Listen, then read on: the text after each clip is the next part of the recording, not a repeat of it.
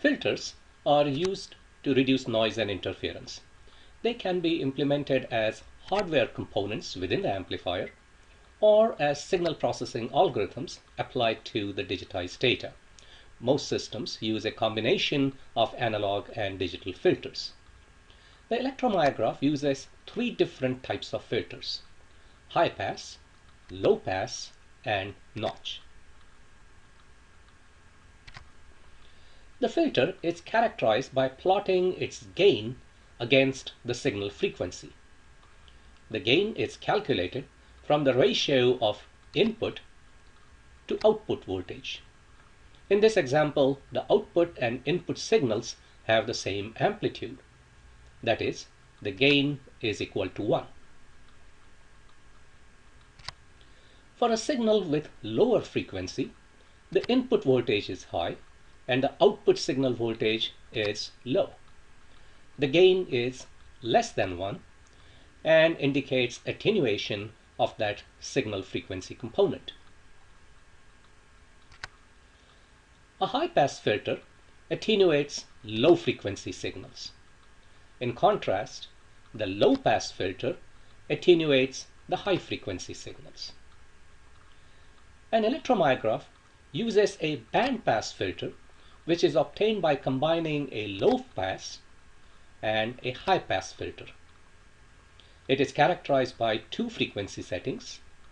The low frequency represents the high-pass filter, while the high frequency setting represents the low-pass filter. The filter attenuates frequency components that are outside the pass band. The bandpass filter settings are defined such that the electrophysiologic signal is recorded faithfully while the noise and interference are attenuated. When there is excessive noise and interference, one will need to reduce the bandwidth. This is done by increasing the low frequency setting and or reducing the high frequency setting. While the reduced bandwidth will reduce noise, it will also affect the muscle and nerve action potentials. Therefore, one should not change the filter settings as far as possible. When one must change the filters, it is important to understand their effect on the waveform and measurements of the signal. When the bandwidth is reduced, less signal will pass through the filter. Hence, the signal amplitude will be reduced. Here is a motornet potential recorded with standard filter settings: 10 Hz for low frequency and 10 kHz for high frequency.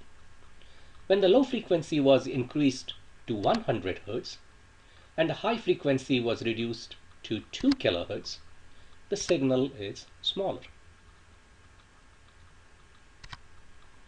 When the low frequency setting is increased, the slow changes in the potential are removed. We are left with only the fast changing components. This reduces the duration of the signal. Here is a compound muscle action potential recorded with a low frequency setting of 3 Hz. Most laboratories use a setting of 2 to 5 Hz for this signal. When the low frequency setting was increased to 50 Hz, the amplitude decrease is seen quite easily. When the traces are superimposed, the reduced duration of negative peak in the green trace is better appreciated.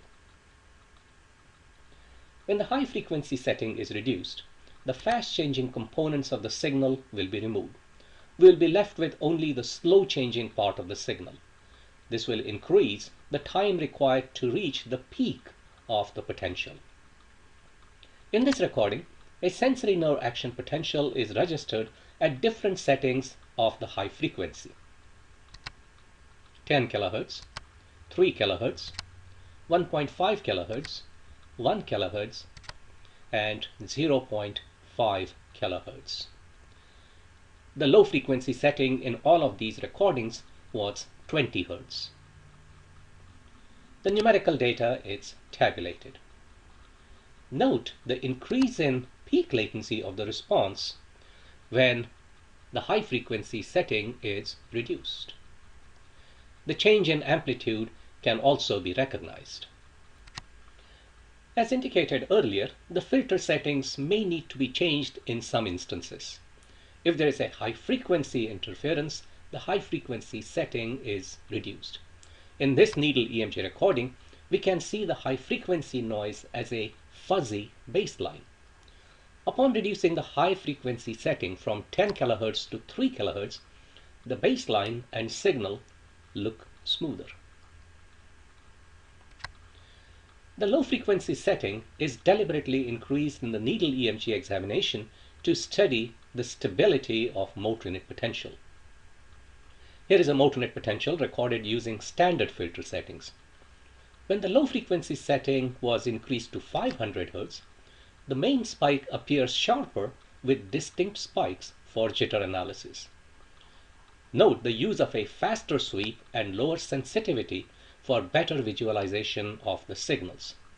One should remember to restore the filter settings to their normal values after the assessment of stability.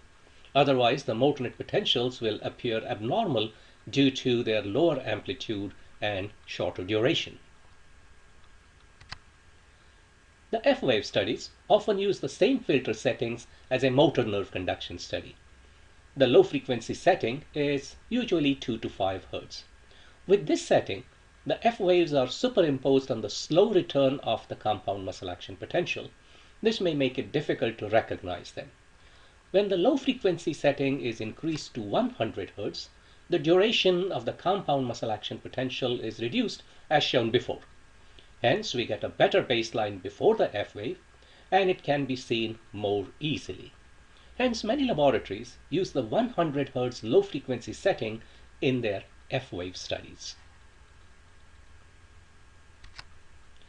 The notch filter is used to suppress the signal components around the power line frequency. This can be quite useful in the needle EMG examination and in sensory nerve conduction studies. In this needle EMG recording, the sweep duration is 100 milliseconds. Each sweep contains 6 peaks. There will be 60 peaks in a 1000 millisecond sweep or 1 second. Thus the frequency of this interference is 60 Hz. It matched the power line frequency. When the notch filter is turned on, we get a better baseline. One should not use notch filter in late response recordings.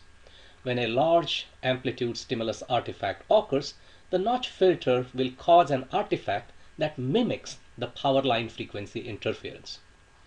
Here are F-wave recordings with the notch filter turned off. We had excellent baseline and the F-waves can be seen quite easily. We then turned on the notch filter. Note the artifact that makes it very difficult to see the late response.